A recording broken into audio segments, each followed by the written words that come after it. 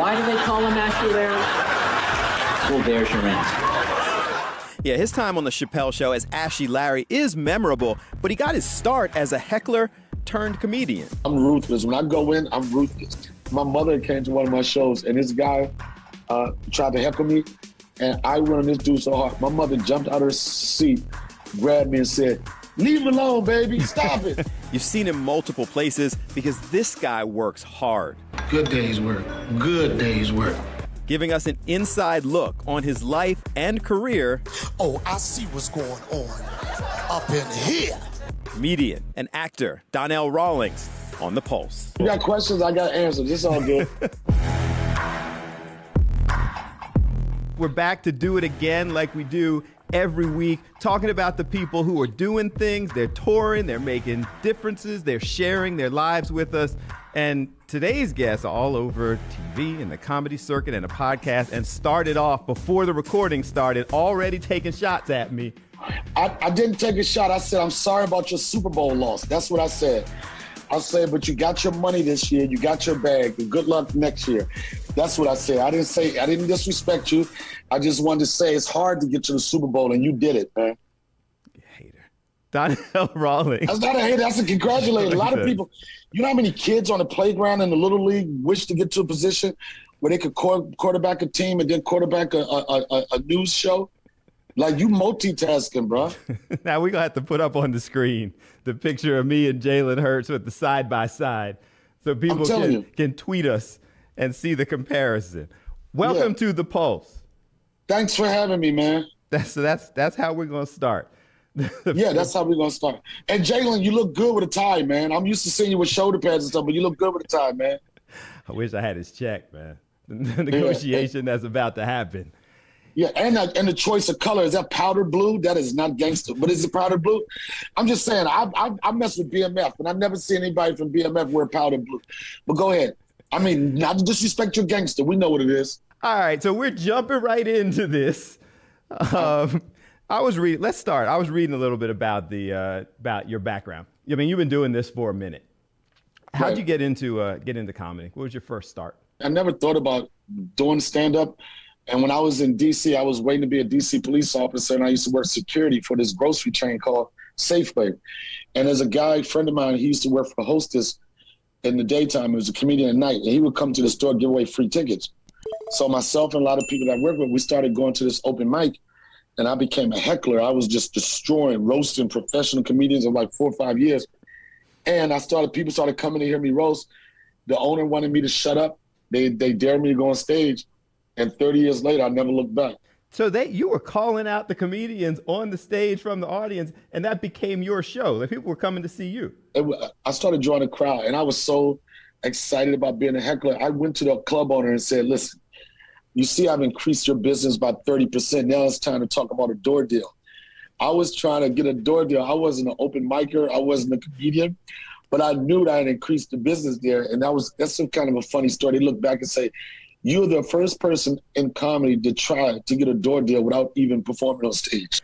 I feel like that's on the comedians who were on stage, because I can't imagine somebody making a career out of trying to insult you from the audience. I was good. I mean, the pros used to come up to me and be like, "Yo, I'm trying to work on some material. Could you please leave me alone?" Like, they was like intimidated because I used to shut it down. But when I got into it and I started doing it for myself, I kind of felt bad. Because I know how much pressure it is to try to engage your audience and keep them laughing and to be distracted by anything. I mean, I was like, oh, man. But that was my past, and in my future, I was like, if a heckler comes at me, it's going to be two things going to happen. You're going to either offer me a drink or you're going to want to fight. That's the only thing, because I'm ruthless. When I go in, I'm ruthless. I mean, I've seen people at news desks loosen up their ties and decide that they want to wear different colored shirts messing with me, bro.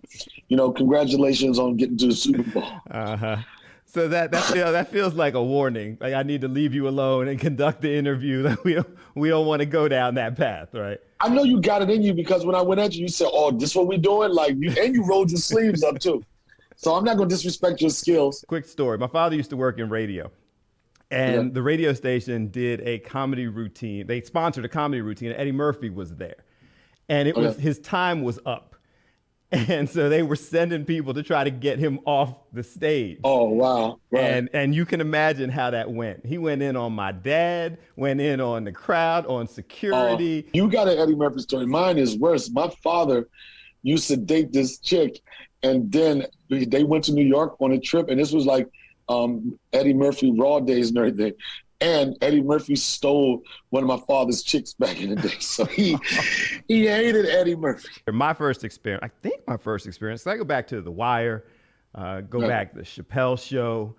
You know, when you got into this early on, do you ever think you'd be sitting back talking about a 30-year successful career? Me, when I first started, you know, a lot of people that come into it, they want to be rich, they want to be famous and everything. And when I first started, my first focus was, I said I wanted to be good. And I realized if I'm good at it, eventually all those other things will start to pay off. But never did I ever think that this would be something that I would be doing for the rest of my life. But the minute I hit the stage, I knew it was what I was going to be doing for the rest of my life. And I never looked back, never gave myself a plan B, never made any excuses. And until this day, I've got a certain level of success, but, you know, I really love the fact that every year I figure out a different way to go to the next level, or how to be funnier, or do something with my show, or even my life, to keep challenging myself and go to the next level. And after 30 years, I still have fun. You seem like you're having fun, though. So that comes through. When going at people and going back and forth, you just seem like you're enjoying this. So I'd imagine you couldn't work this hard if you didn't still love it. I know some people work, they work as hard of it, but they not passionate about what it is. You know, some people, they work hard because they built their brand and their name up to a certain point where when you put their name on the marquee, they can make hundreds of thousands of dollars. That doesn't mean that they still passionate about being good. You know, I won't say any names, but there's guys out here that people have been watching for years, won't change their routine, won't do anything different. And I call them guys that just do money grabs. You know what I'm saying? Like, you could be successful in this and not enjoy it. But I can honestly say I still enjoy it. Coming up next, he's most known as Ashy Larry from the Chappelle Show. So does that bother him? In this business, it's so hard for people to remember you from anything.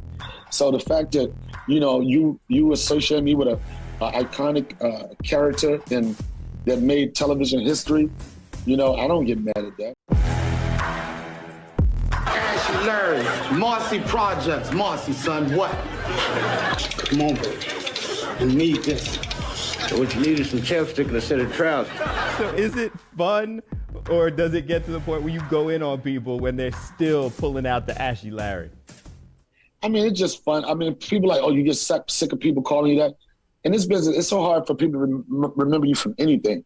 So the fact that, you know, you associate me with an iconic character that made television history, you know, I don't get mad at that. You know, I embrace it, and I realize, like, you know, you people know you from one thing until you do the next thing.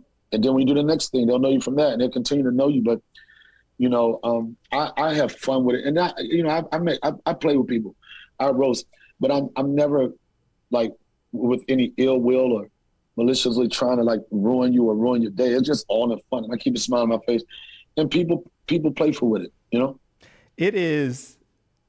When I talk to the different comedians, because again, I mentioned to you, I talked to Michael Blackson, Monique was on the show, Jeff Ross was just here, and we had people coming through. I don't think people realize, I didn't realize how much y'all grind. Like, even the successful people on TV shows and Chappelle Show, and you're on BMF, like, you're touring, what, 100 nights a year? Like, you're always on the road. If you look at my career, I never had no body of work in acting that could sustain a lifestyle. It's always been, okay, you got a guest spot here. You know what I mean? You got a guest spot here. But I've never been of, like, the series regulars on, let's say, like, Blackish or anything. I never made that money. My money is, like, it's on the streets. It is the grind. And it's one of the reasons why I don't, some people, you hear about cancel culture, but it's hard to cancel somebody that's accepted by their peers. You know, you got a fan base, you know what I mean? It's always willing to be like, oh, I'll put my money to go see him. And as much as I do love it, but it's the only way I can create right now, it's the only way I can create a lifestyle for myself I got to go out on the road and I got to go get it. And I love what I do too. So it's like a combination of both. Sometimes the road gets a little grueling because, it's less time I get to spend with my son, but I also know that I got to make sacrifices now to better his future and do what's going to be best for him. Yeah, it's interesting. You mentioned your son, and I'm having fun in the discussion, but your son's on your social media. You talk about your son whenever you get a chance. You put out there how important your son is to you and the sacrifices you make to spend that time. Why? Yeah. Why are you so visible about the relationship with your son? Because my father, relationship I had with my dad, and I love my dad, he passed away 4 years ago. He was a guy of the streets, had a lot of girlfriends and everything. He had a lot of kids. And he chose a lifestyle that probably wouldn't give him the opportunity to spend all the quality time with his kids. It was that or being incarcerated. And to this day, I probably got 10 really solid memories of things that I've done or experienced with my father.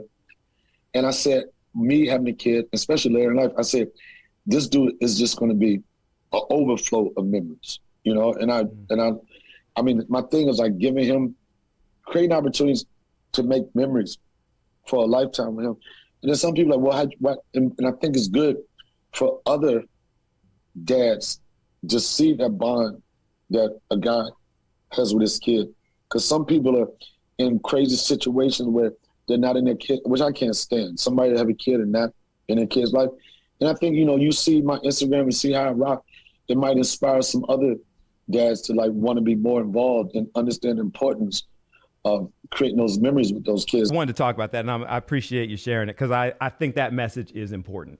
And I do think that people need to see it. Not only that, but you hear the stories that's always promoted, especially with a lot of black dads and black families, y'all ain't, you know what I'm saying? You ain't, or you. So if you're going to promote that, why not promote the ones? And I know there's a lot of people around me that are dope dads and they don't get the credit that they deserve. And it's you could also say, you don't need no credit for being a good dad. You should just be a good dad. Okay, but if you want to dog all these people out all the time, right? You want to highlight the deadbeats, then highlight the ones that give it the same amount of time and give it the same platform. Next, they may be small roles, but Donnell Rawlings roles are always memorable. Whenever I work, I've been lucky enough to be a part of something that's pops in pop culture that's just hot.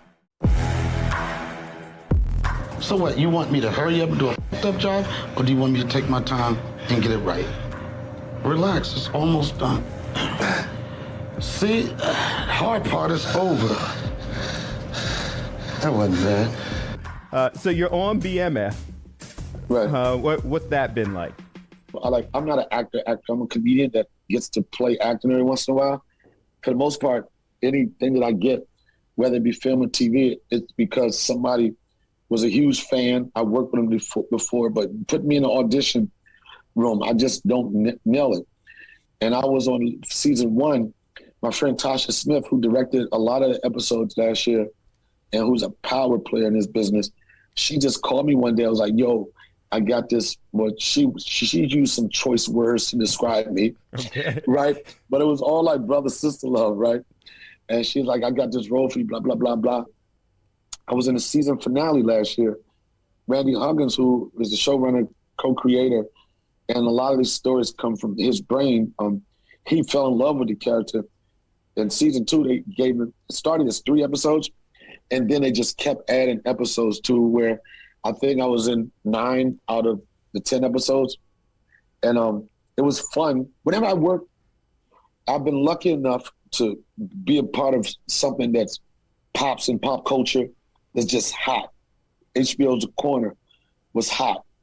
The Wire was hot. Yeah. The Chappelle Show was hot. I've always been able to get these little gigs, whether I'm in there for 1 or 2 scenes, be it doing something that's a part of history. In the streets, have spoken, and they really, really love BMF. Yeah. They love it. They're taking it seriously. They're taking your role seriously. Yo, the next person that's talking about I just came home. I'm like, I didn't even know you was gone, bro. I'm not in BMF for real. I play a character on TV. But it's been a fun ride to be able to, because for so long, like everybody referenced like Ashy Larry, but to go out and people like, yo, you be on that show, and I'm like, what, Chappelle show? And they like BMF. It feels good knowing that I was part of another body of work that people connect with.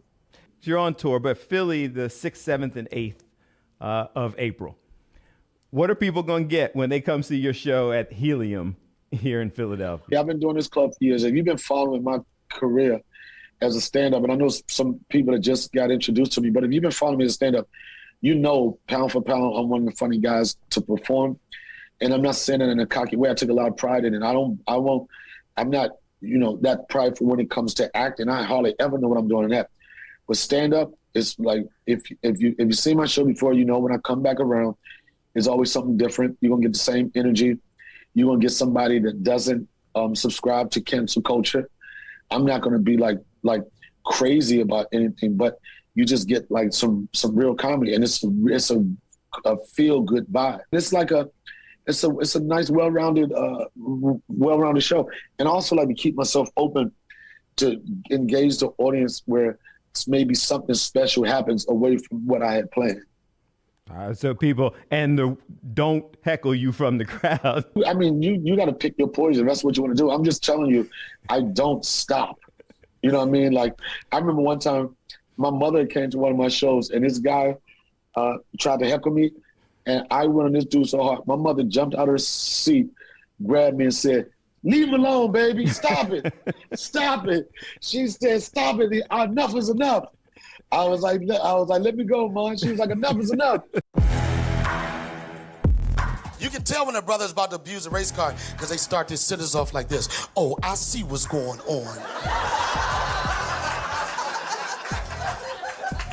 up in here. Let me get a burger, large fries, ketchup. Sorry, sir, we're all out of ketchup. Oh, I see what's going on up in here." I saw a clip that was interesting to me when you were talking about Dave Chappelle. I know you're serious about your questions. Right. Whenever a black man takes their hand and put it like that, like you just did, right? They try to bring home a point, man. That is like, okay, and you say that is a very arrogant finger stance you got there, bro. No, go ahead. You know what you just called me out on? That was my smooth way of looking down at my notepad that's right here on the table. I'm sorry. I see it. I didn't want everybody to know I had questions written down on the table. You got questions, I got answers. It's all good. All right, I'm not going to do that. So, no problem. Into the next question. I saw you my hands really about... are ashy. My hands really are ashy. A little bit. That's Whoa. all right. All right. Right. What were you saying? I saw you talking about Dave Chappelle's testing moment and how people have testing moments where you kind of find out what they're all about. I didn't have the context of the question, but that was interesting to me. Me being aligned with Dave, and still get the question like, is he the GOAT? Mm-hmm. And as a very competitive comic, you probably say to yourself sometimes, well, it's been nights that I've been funny or whatever, right? It's been nights that I've thought I've had a different performance, but it's not too often that you, a person, and it's a lot of things like have a Muhammad Ali moment. And what I mean by that is a moment where, you have to stand for something. You know what I mean? Like, you got your integrity, you got your morals, your beliefs, and it's a possibility that what you stand for may cause you financial pain, physical pain. It could cost you something, right? Mm-hmm. And I think that that's one of the reasons why people really got super connected with Dave, because he had a moment in his career where he had to stand for something. A lot of people thought it was like nuts. Why would you walk away from that amount of money? And people that never seen that amount of money or had those conversations, they don't understand it. The average person's working a 9 to 5, like, how could you walk away from 50 mil? Well, if you experience money, you can walk away from 50 mil if you know somebody's making 300 or half a bill off of that. And that's a situation of knowing what your worth is. We end the Pulse with a concept called use your voice for good. Means different things to different people. But that's how we like to end the show. When you hear use your voice for good, what's it mean to you? Make people laugh, make people feel good, use my voice for an escape. You know what I'm saying? Like Dave says, I always remember, he said, it's our job as comedians to make fun of the things that are troubling the world. So I want to use my voice to make people feel better in trying times of needs, and time when you really need an escape. That's what I'm going to use my voice for. I appreciate you, man. Appreciate you taking this much time. I got to end this with this, and your producer can do whatever he wants to do with it, but I got to end by saying, I'm rich.